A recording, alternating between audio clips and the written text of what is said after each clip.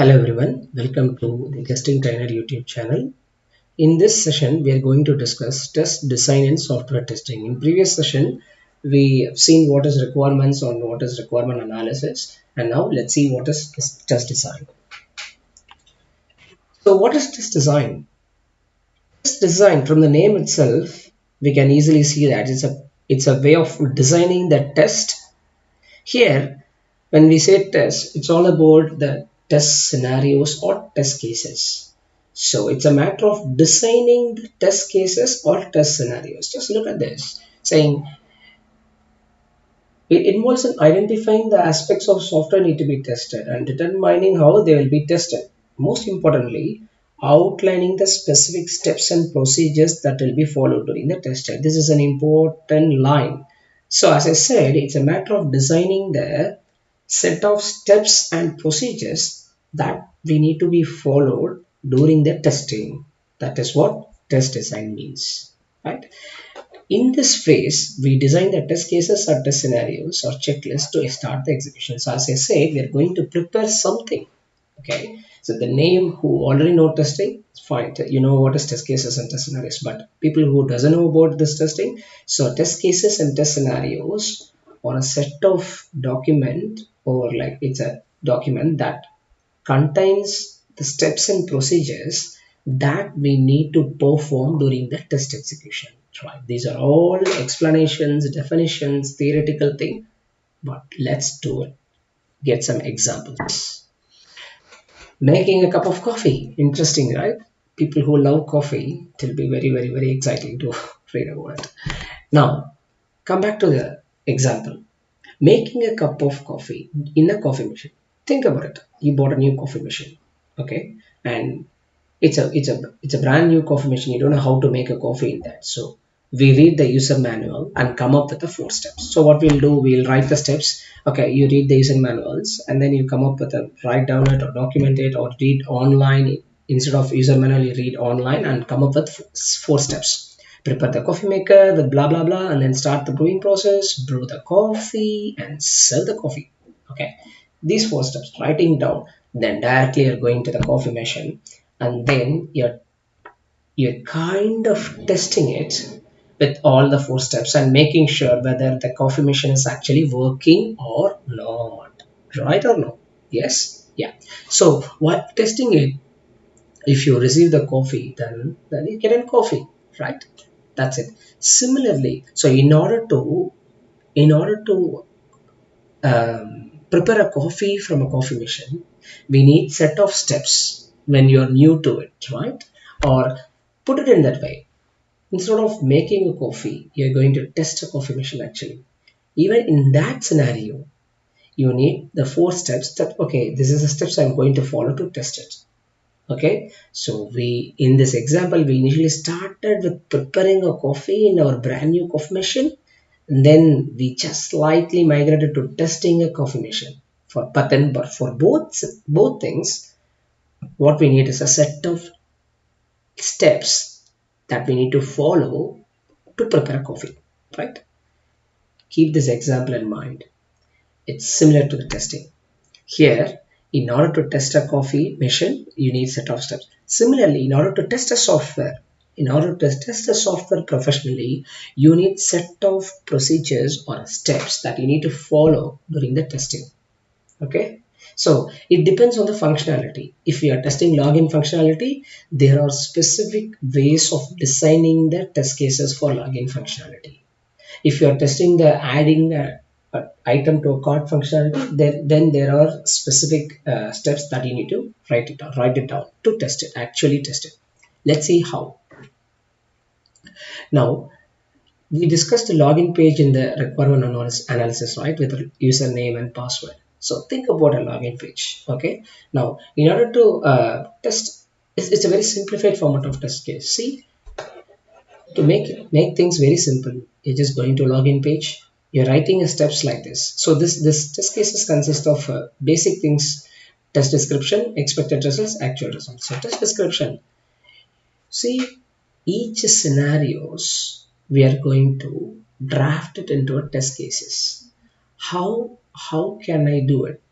I'll explain it in soon. But just see an example of test cases. This is an test steps that we are going to follow to test it. Okay, so we are going to login page as a step one and enter the username and leave password empty and login. User should not be able to log in because we did not enter any password fields, right? So user should not be able to log in. Next step, next test, go to login page, enter the username and password, and you should be able to log in. So user should be able to log in because we entered the valid username and password.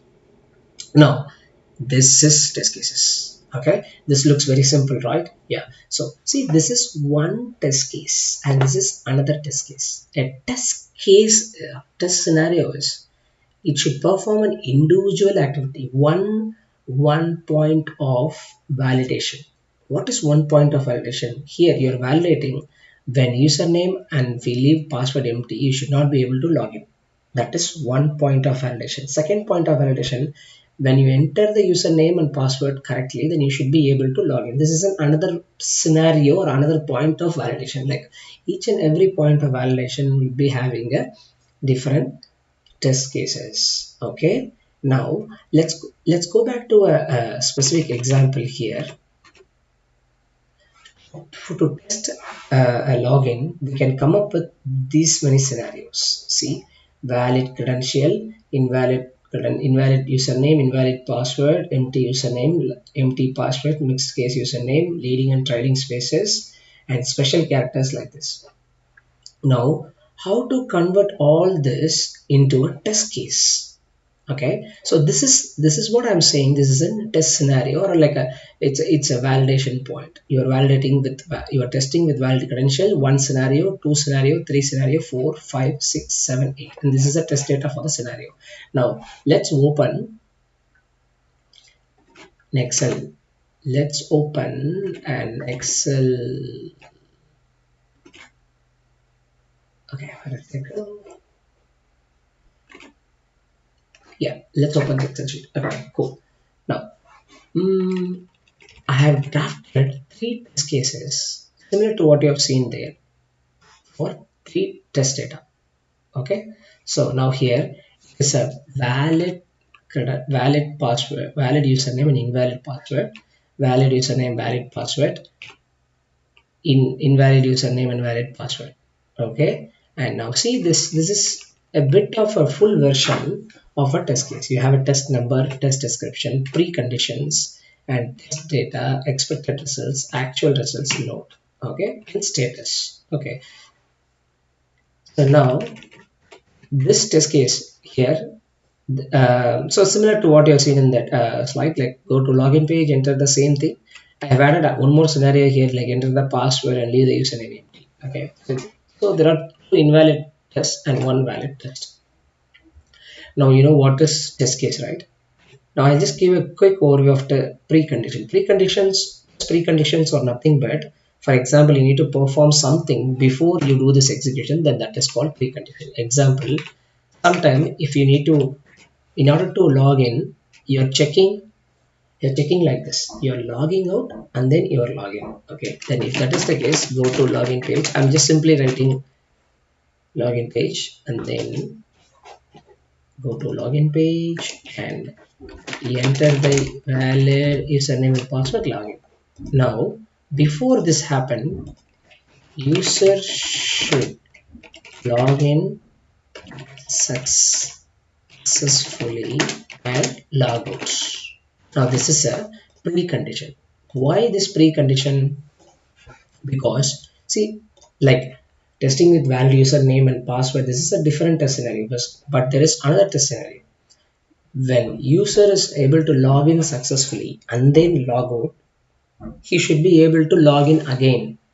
So for that, he should be already finished the login and then logged out. Then he is going to go to the login page and again he is logging in. So then for this scenario, this is the precondition. Okay, we'll see in more detail about preconditions later. Okay, but just get an overview. This is a precondition. All right, and actual results is nothing but what you are observing when you actually test it. Okay, note, you can just put a notes, any note. Okay, and status, whether it is passed or failed. Like if we are managing the test execution results in Excel sheet, then you can have this column of status pass fail. But in today's world, we have several tools like Zephyr, and there are other test case management tools. So you can directly do it as a part of a tool. You can just prepare the test cases in Excel and you can upload it to Zephyr, or you can directly go and prepare the test cases in the Zephyr and then you can manage the status there. So these are the tools that we are using for the test cases now. Hope you understand what is test case and what is test scenarios. But we are going to this is and we are going to discuss in very detail how to design a test in different way. Also, what are all the test design techniques that is available? Okay, some professional techniques that you should learn.